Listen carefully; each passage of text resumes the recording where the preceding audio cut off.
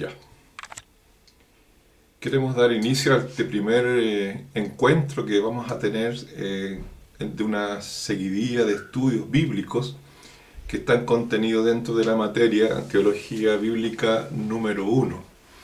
La teología bíblica es una herramienta de estudio que propicia el estudio inductivo de la palabra, a diferencia de la teología sistemática, que es una teología que parte de presupuestos ya dados, ¿no es cierto?, estipulados, y luego busca dentro de las escrituras los versículos, los textos que respalden a la doctrina. Es de alguna forma diferente a la teología bíblica, que busca que la Biblia hable por sí sola, sin precondiciones, propiciando entonces el estudio inductivo de ella y dejando que la verdad vaya fluyendo a través entonces del estudio que vaya haciendo cada persona delante de la Escritura, guiado por supuesto por el Espíritu Santo. Este estudio inductivo es un estudio que afecta entonces la sensibilidad personal, nos anima a poder entonces buscar diligentemente en la palabra aquellas enseñanzas que nos son útiles y para nuestra edificación espiritual. La teología bíblica también ha propiciado mucho el estudio y la predicación expositiva. En la actualidad hay un gran énfasis sobre la predicación expositiva, donde el texto empieza a ser encaminado, ¿no es cierto?, en la enseñanza de la palabra, de manera que el oyente puede ir a través de cada versículo siguiendo el contexto propio del estudio, encontrando los puntos de edificación a su vida espiritual. Quiero saludar a todos ustedes que se han animado a participar de este encuentro de la palabra y decirles que para nosotros es una alegría poder apoyarlos, por lo menos en parte, en esta búsqueda. Es lógico que dentro de lo que estemos estudiando van a haber algunos elementos bastante discutibles, cosas que ustedes podrán en el análisis ya propio, en local de estos estudios, hacer la crítica necesaria y luego entonces también, como dice el apóstol Pablo tan sabiamente, retener lo bueno y desechar lo malo, si es que va a haber alguna cosa mala, que en nuestra intención de ninguna manera está eso. Al contrario, quisiéramos que todo lo que pudiéramos estar pasándoles fuera algo que edificara sus vidas.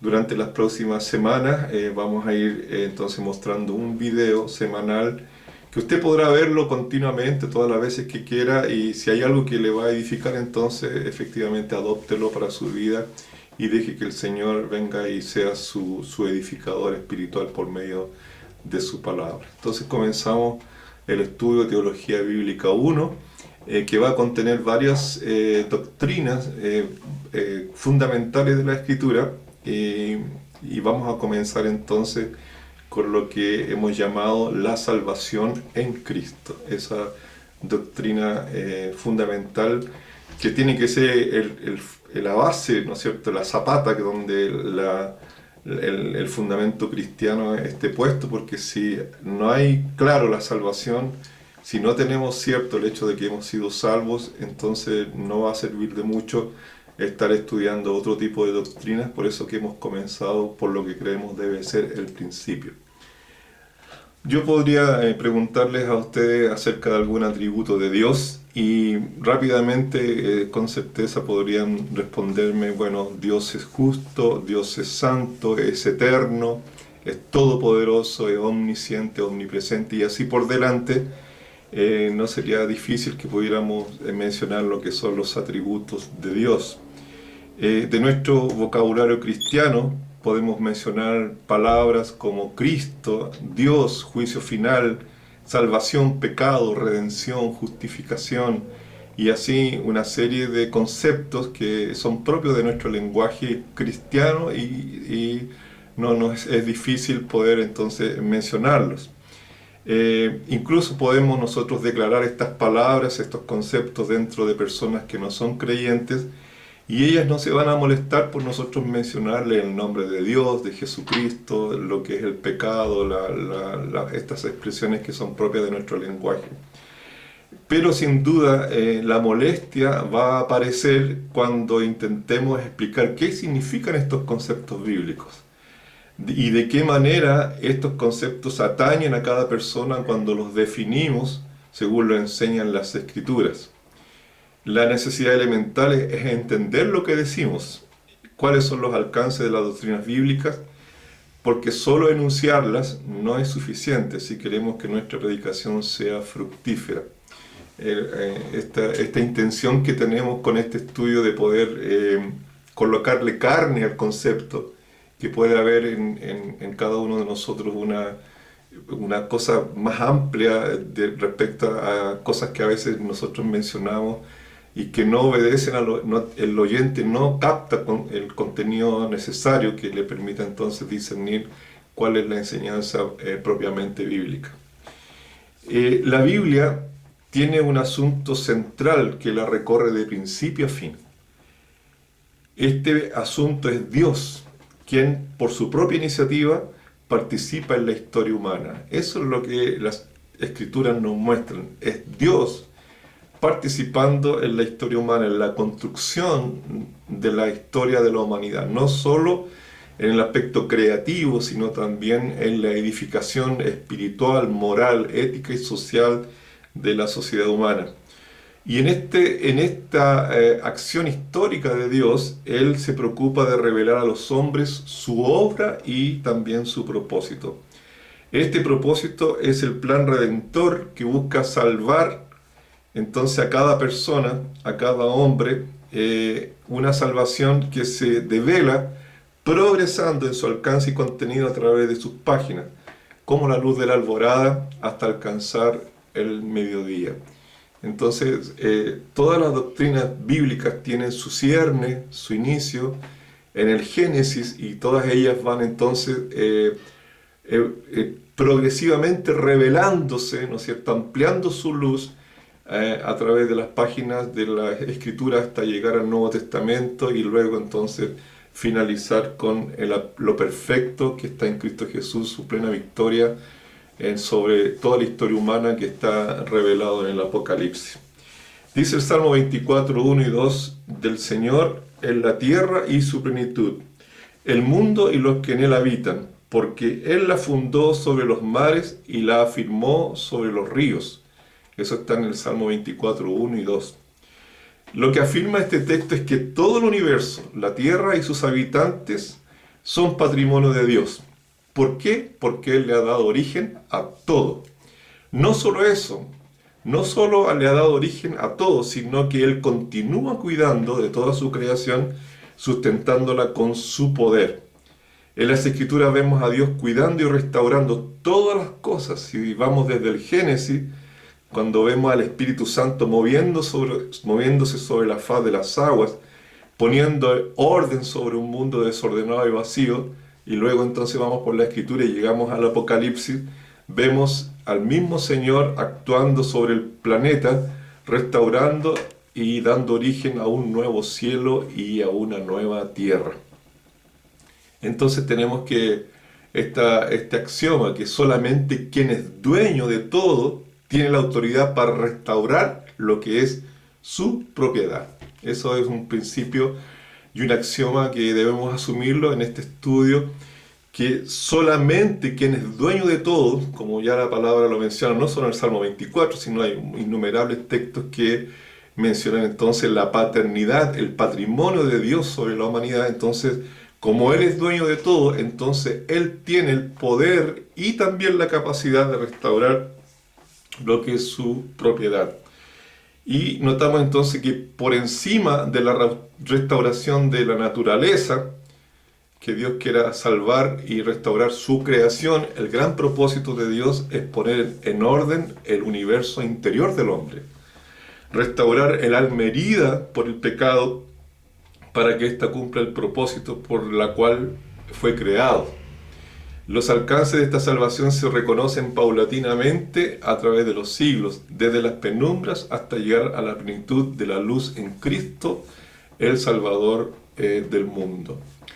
Déjeme decirle esta inquietud, ¿no es cierto?, que entender que hay la necesidad de la salvación, que la salvación es una cuestión tremendamente necesaria, no solo a la raza humana, sino que previéndola y sintiéndola cada hombre en la historia y hombres famosos en la historia como filósofos y pensadores siempre se han preocupado de crear un mundo o diseñar alguna forma de idea de pensamiento que le dé al hombre un sentido, un significado.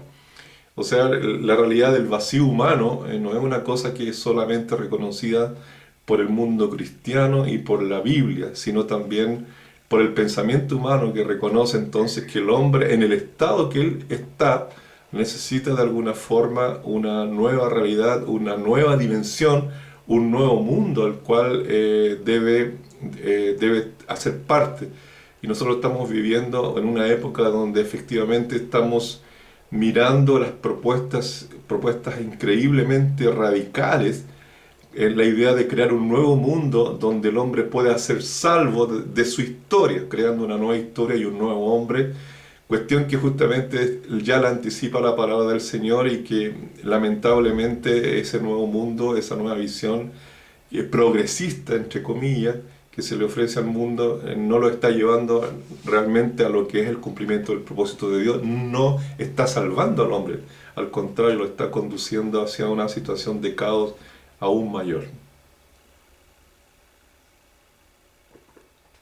Cuando vemos nosotros en la Escritura este progreso de la salvación, es interesante mirar desde el Génesis y pasando por el Éxodo, y ya llegando al Éxodo vemos cómo en Israel la salvación tiene una connotación de liberación divina ante los enemigos. O sea, el primer cierne, la primera visión del concepto bíblico de la salvación no obedece a la salvación ontológica o del ser, como nosotros ya la vemos en el Nuevo Testamento, sino simplemente a un tipo de salvación sociopolítica. Cuando Moisés saca al pueblo de Israel de Egipto como el libertador de Dios, él hace en su cántico, en su mención, lo siguiente, dice: y Moisés dijo al pueblo, no temáis, estad firmes y ved la salvación que Jehová hará hoy con vosotros, porque los egipcios que hoy habéis visto, nunca más para siempre los veréis. O sea, ante el desafío de atravesar el Mar Rojo, hay una palabra de salvación entonces que Moisés declara, y esa palabra no se refiere a la salvación eterna, sino a la salvación de los enemigos que venían justamente con sus ejércitos persiguiéndolos a ellos. Luego entonces cuando vemos el resultado poderoso del atravesar el Mar Rojo por la mano fuerte del Señor, entonces se ve como esa salvación garantiza la libertad del pueblo de Israel sacándolo de la esclavitud egipcia. Moisés canta en el 15 de Éxodo su cántico diciendo: Jehová es mi fortaleza y mi cántico y ha sido mi salvación. Este es mi Dios y lo alabaré. Ciertamente entonces la visión de Moisés y del pueblo de Israel en aquellas remotas épocas era una salvación de índole nacional, de la libertación de la esclavitud de los egipcios. Un alcance de esta forma de salvación divina se reavivó en nuestro contexto sudamericano en la época de los 70 con la teología de la libertación o de la liberación, que colocaba la salvación en este tipo de parámetros. O sea, Dios salva de la opresión sociopolítica, y justamente esa visión de salvación que fue seguida por mucha área católico y también protestante, vino de alguna manera a retrotraer la visión de la salvación divina hacia la visión antiguo testamentaria del antiguo pacto. O sea, que Dios es capaz solamente de poder liberar al hombre de aquello que lo oprime políticamente. En este caso, en una época de dictaduras dentro del mundo latinoamericano, ese tipo de mensaje fue muy aceptado y muy elocuente. Hubo grandes estudiosos que extrajeron de la Biblia estos fundamentos, incluyendo la experiencia de Moisés con su pueblo. Nosotros vemos en esa evolución, por decirlo en un buen sentido, de lo que es la salvación, un progreso paulatino a través de la palabra, como ya lo hemos mencionado. Entonces vemos también posteriormente cómo Dios es quien libera o salva de la aflicción del alma humana. El ejemplo del cántico de Ana, por la respuesta de Dios al darle a su hijo Samuel, es muy interesante. Dice que ella lloraba por no poder dar un hijo a su marido Elcana. Ella tenía una aflicción en su espíritu muy intensa por el hecho de ser estéril y no entonces darle la bendición de una herencia generacional a su marido. Y luego entonces aparece Dios salvándolo de su pena cuando ella va al templo y ora al Señor, y luego recibe la respuesta del Señor. Ella dice: mi corazón se regocija en Jehová, mi poder se exalta en el Señor, mi boca se ensañó sobre mis enemigos, por cuanto me alegré en tu salvación. Ahí vemos nuevamente la expresión salvación como la salvación de la aflicción del alma, ya no solo de los guerreros antagónicos al pueblo, de los ejércitos que venían contra el pueblo, sino también del enemigo, del desánimo, de la falta de poder, de gracia, el quebrantamiento ese que viene al corazón cuando justamente nos sentimos decepcionados por no haber alcanzado algún objetivo que queríamos en la vida. Más adelante aparece Saúl combatiendo a los amonitas, y cuando estaban los amonitas frente a ellos para combatir, él proclama el poder salvífico de Dios sobre los enemigos políticos de Israel. Y dijo Saúl: no morirá hoy ninguno, porque hoy Jehová ha dado salvación a Israel. Eso está en 1 Samuel capítulo 11, versículo 3. Y luego entonces retorna después hablando desde Moisés hasta Saúl, estamos hablando más o menos de 4 siglos, desde el 1400 al año 1000, al siglo X antes de Cristo, y vemos que todavía la visión de la salvación de Dios va evolucionando paulatinamente, pero continúa siendo vigente el hecho de que Dios es un Dios salvador en el campo sociopolítico, un Dios que salva a los hombres, al pueblo de Israel, a los hombres del pueblo de Israel de los enemigos que moraban alrededor de su tierra. En el contenido profético de los Salmos de David, la salvación de Dios se amplía hacia una dimensión que excede los límites de Israel. Al traer el arca del pacto a Jerusalén, la proclamación de la salvación de Dios se extiende a todos los pueblos. Y nosotros vemos en el ministerio la gracia profética y a través del cántico de David una expresión muy grande respecto de la visión más amplia acerca de la salvación, y entonces esta salvación se manifiesta especialmente con el hecho de que la misma presencia de Dios está en medio del pueblo. Aquí vemos una salvación ya no tan circunstancial, no tan ocasional como en el caso entonces que veíamos tanto de Moisés como de Ana y como de Saúl. En David vemos una salvación que está relacionada a la presencia de Dios. Está Dios en medio del pueblo, y eso garantiza entonces que el pueblo está rodeado de un ambiente salvífico. Un ambiente salvífico que los demás pueblos irán también a reconocer y a temer de Israel, porque comenzaron a reconocer que dentro de Israel había un Dios todopoderoso que los defendía. Dice David en Primera de Crónicas 16:23: cantad a Jehová toda la tierra, proclamad de día en día su salvación, cantad entre la gente su gloria y en todos los pueblos sus maravillas. Entonces proclamemos de día en día, no solo en un momento circunstancial, sino en cada momento, en cada día, la salvación del Señor. Esa visión que tiene David es muy interesante porque nos revela que ya en la percepción que él tenía acerca de la salvación de Dios, él ve a un Dios participando de la convivencia de un pueblo al cual protege, y protección de la cual podrán dar testimonio todas las demás naciones. Para Job El libro de Job es el libro más antiguo de la Biblia, es mucho antes que el Pentateuco.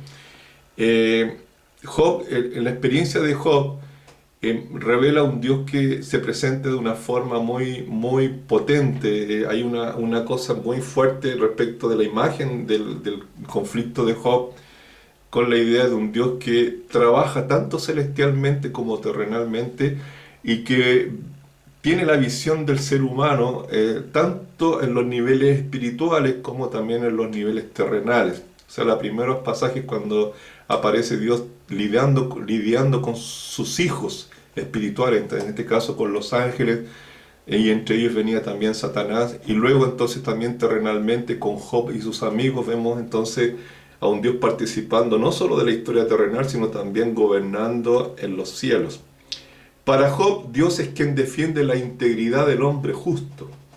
Aquí aparece otro tipo de aspecto de la salvación que va evolucionando en la Escritura. Dios entonces es quien defiende la integridad del hombre justo, salvándolo del juicio injusto de los demás. Él dice, él pone su causa delante del Señor, aunque su defensa es un poco antojadiza y poco real, porque evidentemente Job estaba siendo extremadamente soberbio en su posición, y él dice, y él mismo será mi salvación. Él pone a Dios delante de él, porque no entrará en su presencia el impío. O sea, Job, como dice en Job 13 y 16, Job no se consideraba un impío, y efectivamente era un hombre justo, pero era un hombre autosuficiente, y él se coloca diciendo delante de sus amigos de Job, que ninguno de nosotros quisiera tenerlos verdaderamente como amigos. Él dice, el Dios que me va a salvar a mí. O sea, Dios, yo soy un hombre íntegro y Él me va a salvar, pero si usted lee el texto de Job va a ver que simplemente era un parecer de Job, aunque ciertamente tenemos razón de decir que las Escrituras nos van revelando de que Dios es el que defiende a los suyos, y eso le damos gloria al Señor por Él ser así, quien defiende a los que somos parte de su pueblo. Una percepción mayor acerca de la salvación en esta progresión histórica que nosotros vemos en la Biblia es para Isaías, el gran profeta de Israel. La salvación de Dios garantiza la preservación de la nación y su misión a través de los tiempos. Todos los agravios y padecimientos sufridos por su pueblo no impedirán que sus generaciones sean preservadas por los siglos. Y se dirá en aquel día, dice Isaías, he aquí, este es nuestro Dios. Le hemos esperado y nos salvará. Este Jehová a quien hemos esperado, nos gozaremos y nos alegraremos en su salvación. Isaías tenía la convicción de que siendo ellos el pueblo de Dios, por medio de su palabra profética, él garantizaba que las generaciones futuras irían a dar testimonio histórico de que Israel era un pueblo protegido por Dios, salvado por Dios. Y él entonces se goza de saber que a pesar de el agravio babilónico que estaba tan próximo en las puertas de ellos, ellos sobrevivirían. Y su mensaje está diciéndole al pueblo, pueblo, no se preocupe, no tenga miedo, Dios salvará a nuestras generaciones. Y como lo ve esto que estoy mencionando, también es un mensaje que ha sido muy reavivado en esta época por la predicación evangélica de estos tiempos. Hay sectores de la iglesia evangélica que están dando mucho énfasis al hecho de que Dios es un Dios que lidia con nuestras generaciones y que Él va a ser capaz de así guardarlas, cosa de la cual nosotros creemos firmemente así es. El Señor preserva y guarda a su pueblo. En los Salmos de David, la salvación aparece con varios matices, especialmente como libertador de los que en Él creen, salvándolo de sus enemigos externos y de las aflicciones interiores del alma.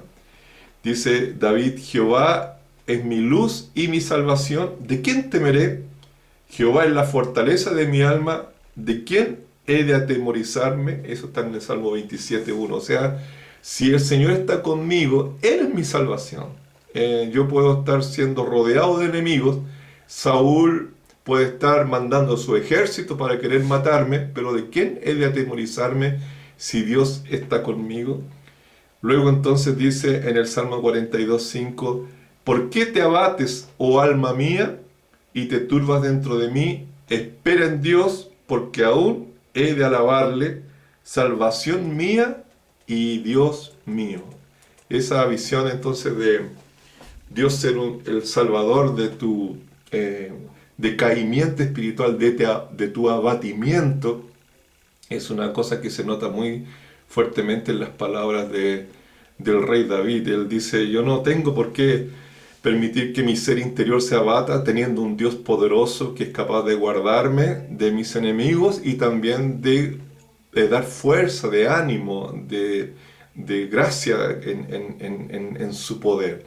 Como él dice, deleítate a sí mismo en Jehová y él te concederá las peticiones de tu corazón. O sea, estabiliza tu sentimiento interior que efectivamente Dios ha de revelarse en medio de tus necesidades. Esa percepción entonces está muy fuerte en la visión del rey David. En el Nuevo Testamento nosotros vamos a notar que esa visión de la salvación que procede del antiguo pacto aún permanece. La manera de ver la salvación de Dios todavía permanece en la mentalidad de Israel. En Israel, el Cristo de Dios o el Mesías de Dios es esperado como libertador. ¿Y libertador cómo? No espiritual, sino ante los enemigos políticos, en este caso el yugo del Imperio Romano. La salvación de Dios para el pueblo de Israel todavía debería manifestarse en la derrota de los opresores sociopolíticos. Esta visión permeó la visión de los discípulos de Cristo aún antes de la ascensión a los cielos. ¿Recuerdan conmigo cuando el Señor, después de estar 40 días hablándoles acerca del reino de Dios a los discípulos, después que Él resucitó, se les aparece y les habla por 40 días acerca del reino de Dios, sobre el poder y la magnitud de ese reino, pero en la mente de los discípulos todavía permanecía grabado, porque tantos siglos, más de 14 siglos todavía de historia estaban grabados en su mente con respecto de que Dios es un Dios que iría a salvarlos entonces del poder opresor del enemigo político. Y eso esperaban entonces que también el Mesías viniera, y fue la gran sorpresa que ellos tuvieron y que no conseguían comprender hasta que el Espíritu Santo vino a ellos, descendiendo en Pentecostés, respecto de que la salvación del Señor tenía un alcance mucho mayor que simplemente el hecho de salvarlos de la opresión de su enemigo político. Sin duda, ellos cuando están ahí, el Señor antes de ascender a los cielos, en Hechos 1:6 dice, ellos preguntándole, entonces los que se habían reunido le preguntaron diciendo, Señor, ¿restaurarás el reino a Israel en este tiempo? Y yo creo que el Señor hasta último momento vio que sus discípulos son sus discípulos, y efectivamente usted que está conmigo en este momento viendo, en realidad Dios tiene mucha paciencia con sus discípulos. A veces nos demoramos mucho tiempo en comprender qué es lo que Él quiere enseñarnos, y después de estar más de 3 años con los discípulos, insistiéndole que el reino del Señor no era de este mundo, que el reino de Dios era el reino de los cielos, y que en el reino de Dios no se señorea como se enseñorean los reyes de este mundo. Entonces, ver a los discípulos finalmente parecer que no comprendieron nada, a uno que enseña, si tuviera a ellos como alumnos, efectivamente se sentiría muy decepcionado. Pero gracias al Señor por la paciencia que Él tiene con nosotros y también como Él tuvo con sus discípulos. Entonces nosotros vemos que esta visión del Antiguo Testamento, sin duda, esa percepción de la salvación tal y cual se revela en el Antiguo Testamento y pasa por parte del Nuevo Testamento con los discípulos de Cristo, aún permanece en la mentalidad del creyente actual. Porque dígame usted si no tiene en su mente también, como yo, ¿no es cierto? También tengo en mi mente, en creer que nosotros tenemos un Dios que nos salva de las aflicciones de lo cotidiano. ¿Cuántas personas buscan a Dios para que los salve de cosas tan terrenales, ¿no es cierto?, como de enfermedades, de situaciones de enemistad con personas y así? Eh, Estamos también manteniendo mucho de la visión del Antiguo Testamento cuando limitamos al Señor simplemente para venir y participar de nuestras aflicciones del alma, del sentimiento, del dolor, que en todo eso, gracias al Señor, Él tiene misericordia y participa. Pero la tarea nuestra en este estudio es que nosotros veamos que la salvación de Dios tiene un alcance aún mayor de aquello que nosotros hemos visto progresivamente revelarse en el Antiguo Testamento, en parte del Nuevo Testamento y en aquello que aún permanece en la mentalidad de muchos cristianos del tiempo de hoy que creen que Dios solo está para salvarlos de las aflicciones momentáneas de la vida. Veremos entonces cómo la progresión de la salvación de Dios se revela en la escritura bíblica hasta llegar a lo perfecto. Aquello que antes se veía oscuramente, con alcance limitado a la existencia terrenal y sus desafíos, en Cristo alcanza la plenitud, dándonos a conocer la salvación en toda su magnitud, lo cual intentaremos explicar aquí por lo menos en parte. Entonces podemos decir que la salvación en Dios no tiene solo un aspecto sociológico o antropológico, sino también una acción ontológica, es decir, algo que se relaciona con el ser en su totalidad. Lo ontológico es el estudio del ser, y en este caso nosotros vemos como la salvación del Señor es una salvación que abarca la integridad humana y que es mucho más amplia en su visión que aquella salvación que mantuvieron en mente nuestros antepasados del pueblo de Israel. Me recuerdo de que siendo muchacho recién convertido, teníamos por costumbre con algunos otros hermanos jóvenes también de ir a las campañas evangelísticas. Y en una de aquellas oportunidades nos fuimos a un sector, un barrio de Santiago, y escuchamos en aquella noche predicar a un predicador canadiense, el pequeño David, que nos impactó muchísimo, nos impactaban los evangelistas por su dinámica, por la manera de moverse en el púlpito y así. Y él predicaba con fuertes palabras que Dios salva al hombre como un experto salvavidas, rescata a un hombre a punto de ahogarse en medio de las tempestuosas olas del mar. Y esa analogía fue impactante porque ver a un hombre ahogarse y verlo levantar sus manos pidiendo socorro es algo es una imagen que a todos nosotros nos va a impactar. Entonces él decía, Dios viene y saca al hombre que se está ahogando con fuerza, lo saca a salvo y lo rescata y luego lo deja a la orilla de la playa, vivo, para alegría de todos los que acaban de ver a un hombre recién salvado de la muerte. Luego que él hizo esa predicación, muchos oyentes que estaban ahí pasaron adelante poniéndose al borde de la tarima para hacer la oración del pecador. Y claro, nosotros todos con ese sentimiento de querer tener y ver gente convirtiéndose a Cristo, nos alegramos de ver esa visión, que es una visión tan preciosa. Yo sin duda compartí la alegría de este evento, pero en aquella noche algo de mí en mi corazón quedó trunco. Sentí que algo faltaba en esa situación, que aquel rescate debería tener un propósito mayor que simplemente sacar al hombre del agua y dejarlo en la playa. Que ser salvado para una nueva vida no era simplemente reclutar personas en alguna iglesia o hacerlo parte de una nueva religión. Que la salvación era simplemente dejar de ser católico o musulmán o budista y venirse a ser evangélico.